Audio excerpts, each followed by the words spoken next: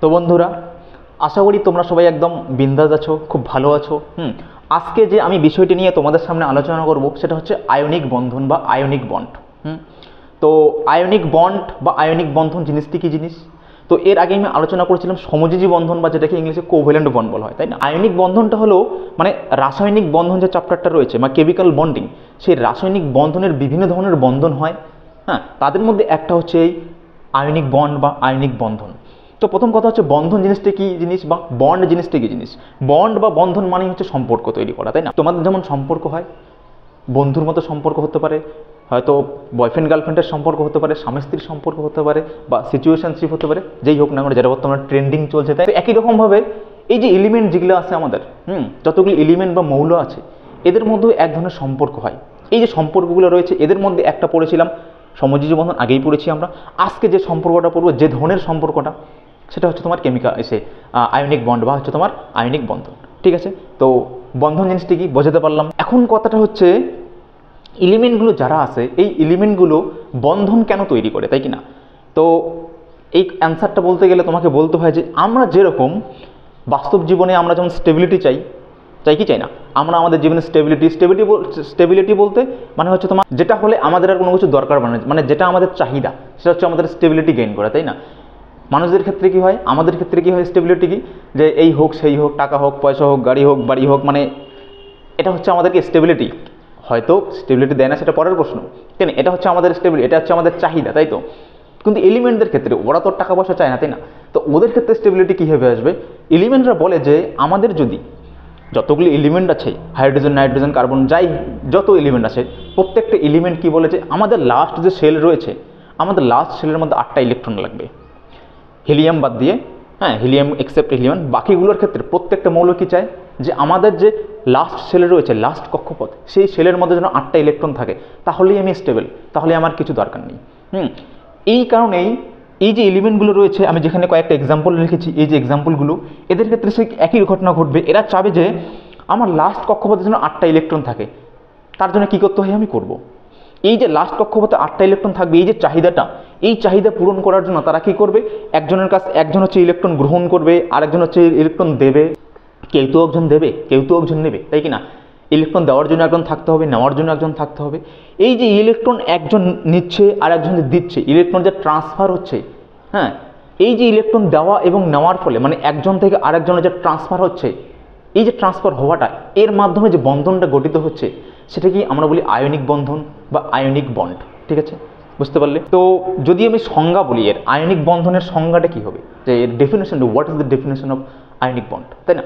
তো ডেফিনেশনটা এরকম হচ্ছে যে রাসায়নিক বন্ধন, এগুলো তো রাসায়নিক বন্ধন, ধাতু ও অধাতু পরমাণুর মধ্যে ইলেকট্রন সম্পূর্ণভাবে স্থানান্তরের ফলে আয়ন সৃষ্টির মাধ্যমে গঠিত হয়। মানেটা হচ্ছে কি, যখন একটা ধাতু হবে, একটা অধাতু হবে, মানে একটা মেটাল হবে, একটা নন মেটাল হবে, এই মেটাল এবং নন মেটালের মধ্যে একজন ইলেকট্রন দেবে আর একজন ইলেকট্রন নেবে, এইরকমভাবে যখন সম্পর্ক গঠিত হবে, মাধ্যমে সম্পর্ক গঠিত হয়, যখন দেখো একজন ইলেকট্রন দেবে, যখন আরেকজন যখন ইলেকট্রন গ্রহণ করবে আর কি, তখন কিন্তু তারা আয়নে পরিণত হয়ে যায়।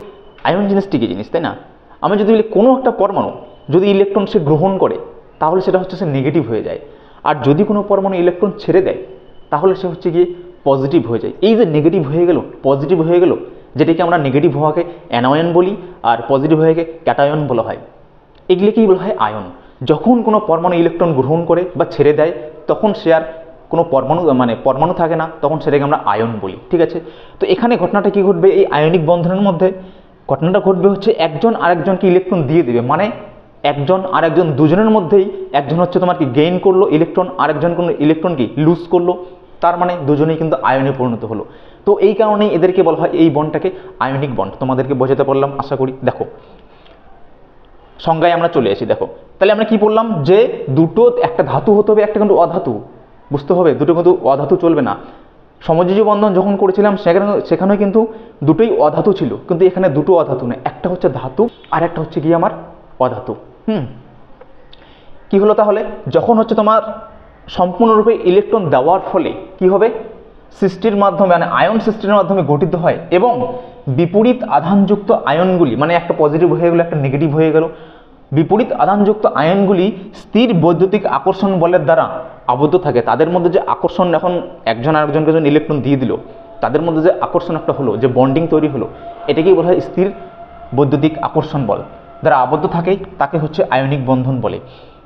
যদি বলো দাদা আমি বুঝলাম না, কোনো ব্যাপার না, আমি তোমাদের সুন্দর করে এক্সাম্পলের মাধ্যমে বোঝাই দিচ্ছি, আমি আছি, চিন্তা নেই। দেখো, তো আমি এখানে এক্সাম্পল নিয়েছি NaCl। বলছে NaCl এর মধ্যে কিভাবে হচ্ছে আয়নিক বন্ধনটা হচ্ছে। দেখো, NaCl এর কীভাবে আয়নিক বন্ধন হচ্ছে তা জানার জন্য তোমাকে যেটা জানতে হবে যে এদের ইলেকট্রন বিন্যাসটা কী রয়েছে। মানেটা হচ্ছে গিয়ে NaCl বলতে কি, Na হচ্ছে কি সোডিয়াম, আর Cl মানে হচ্ছে তোমার কি ক্লোরিন। সোডিয়াম এবং ক্লোরিন, সোডিয়ামের ইলেকট্রন সংখ্যা কতগুলো? 11, মানে 11 রয়েছে। আর ক্লোরিনের ইলেকট্রন সংখ্যা কতগুলো? 17 রয়েছে, মানে 17, তাই তো। তো আমি যদি বলি সোডিয়ামের ক্ষেত্রে বলি, সোডিয়ামের লাস্ট শেলে কতগুলো ইলেকট্রন রয়েছে? সিস্টেমটা কি, প্রথম কক্ষপথে 2টো থাকে, পরের কক্ষপথে কি 8টা থাকতে পারে, হাইলি 2টো 8টা, মানে 10টা হয়ে গেল। তা লাস্ট কক্ষপথে কটা থাকে, তার মানে 1টা থাকবে। মানে সোডিয়ামের ক্ষেত্রে কি হবে, সোডিয়ামের যদি আমি কক্ষপথ দেখি, প্রথম কক্ষপথে 2টো, পরের কক্ষপথে 8টা, পরের যে কক্ষপথ হবে তার মানে কি 1টা থাকবে।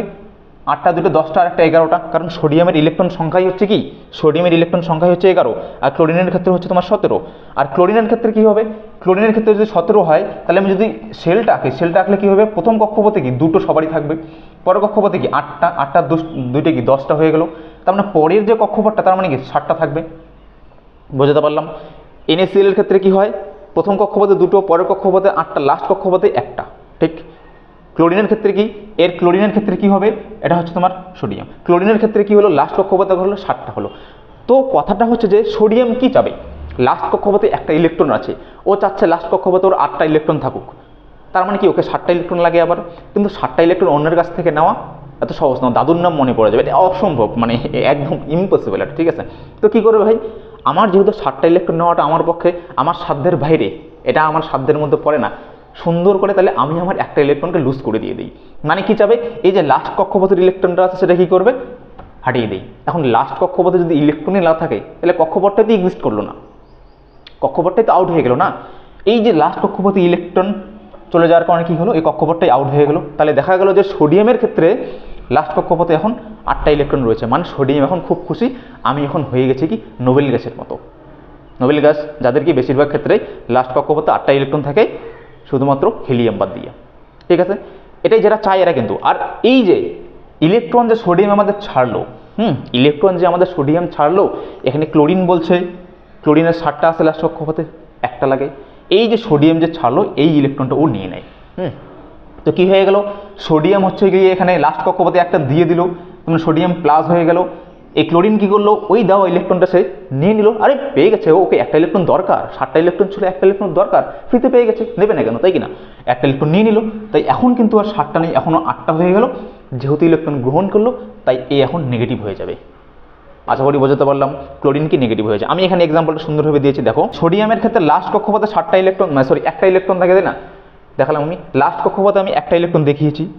আর ক্লোরিনের ক্ষেত্রে লাস্ট কক্ষপথে কটা থাকে, 7টা থাকে, 1 2 3 4 5 6 7। তো সোডিয়াম কি যাচ্ছে, একটা ইলেকট্রনকে আউট করে দেয়, ঠিক। ক্লোরিন কি যাচ্ছে, একটা ইলেকট্রন গ্রহণ করি।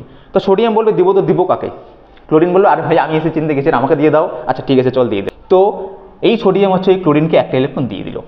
যখনই দিয়ে দিল, সোডিয়াম কি সোডিয়াম প্লাস হয়ে গেল, ক্লোরিন কি হলো, ক্লোরিন মাইনাস, কারণ একটা ইলেকট্রন গ্রহণ করলো আর একটা ইলেকট্রন কি ছেড়ে দিল। আশা করি তোমাদের বোঝাতে পারলাম যে NaCl বা সোডিয়াম ক্লোরাইডের ক্ষেত্রে কিভাবে তারা আয়নিক বন্ধন গঠন করলো। একই রকমভাবে MgO, ম্যাগনেসিয়াম অক্সাইড, সেম, এর ক্ষেত্রে সেম হবে। CaCl2, ক্যালসিয়াম ক্লোরাইড, একই রকম হবে। MgO এর ক্ষেত্রে যদি বলি Mg, ম্যাগনেসিয়াম অক্সাইড, ম্যাগনেসিয়ামের কত, ম্যাগনেসিয়ামের ইলেকট্রন সংখ্যা হচ্ছে 12। 12টা যদি হয়, প্রথম কক্ষপথে 2টো, পরের কক্ষপথে 8টা, 8টা 2টো 10টা, তার মানে থার্ড কক্ষপথে কটা থাকবে, 2টো থাকবে, 12টা হতে হবে না। তো আমি ম্যাগনেসিয়ামের 2টো লাস্ট কক্ষপথের ইলেকট্রন সংখ্যাকে দেখালাম, যে লাস্ট কক্ষপথে 2টো রয়েছে, তাই না। অক্সিজেনের ক্ষেত্রে ইলেকট্রন কতগুলো, বলে 8টা। আচ্ছা সুন্দর কথা, ভালো, 8টা ইলেকট্রন আছে। 8টা যে ইলেকট্রন রয়েছে, এর মধ্যে প্রথম কক্ষপথে কটা থাকে, 2টো থাকে, তাই কিনা।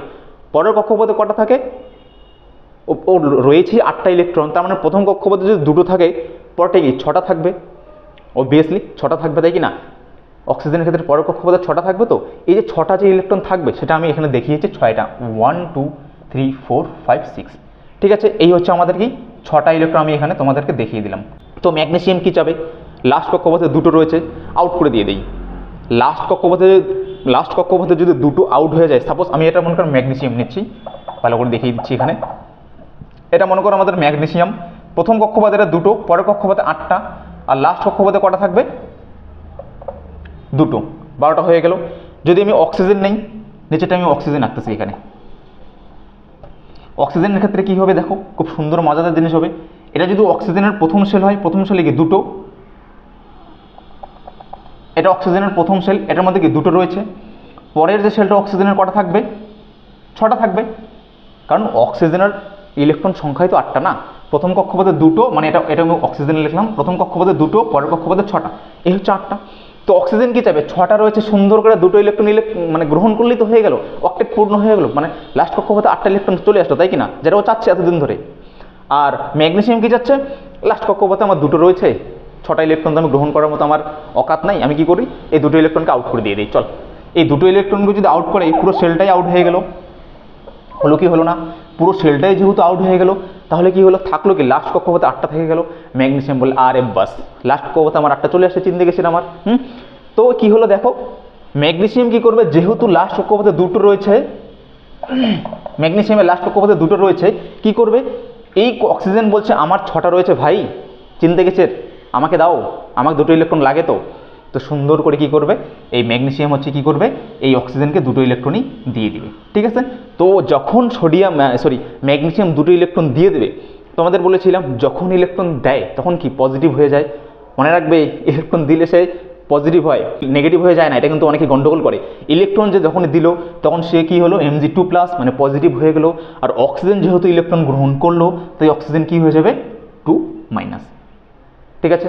আশা করি বোঝাতে পারলাম। তোমাদের পরীক্ষায় কীভাবে প্রশ্ন আসবে, পরীক্ষা ডাইরেক্টলি এভাবে প্রশ্ন আসে যে এই যে NaCl, এদের মধ্যে, হ্যাঁ, মানে NaCl দিল, সাথে অন্যরাও দিল, মনে করি H2O দিল, NaCl দিও, তারপরে মনে করি H2O দিও, H2O জল দিল, বলছে NaCl আর H2O এই দুটোর মধ্যে কোনটার ক্ষেত্রে আয়নিক বন্ধন রয়েছে।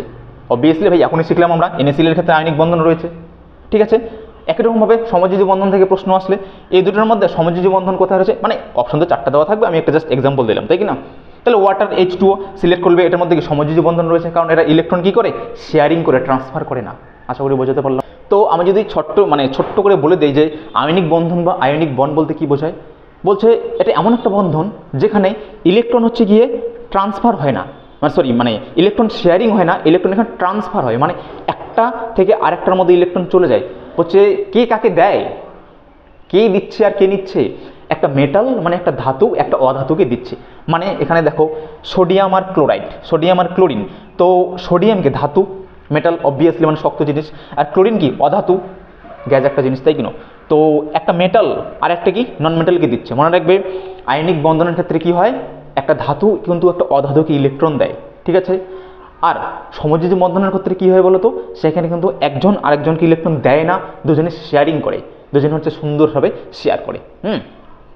এখানে দেখো, তো পরীক্ষার মধ্যে প্রশ্ন আসে এইভাবেও যে আয়নিক বন্ধন এবং সমযোজী বন্ধন এই দুটার মধ্যে কার ক্ষেত্রে বন্ধন শক্তিটা বেশি হবে, কার ক্ষেত্রে হবে, আমরা বুঝতেই পারছি যে এর ক্ষেত্রে হবে, মানে হচ্ছে তোমার আয়নিক বন্ধনের ক্ষেত্রে হবে।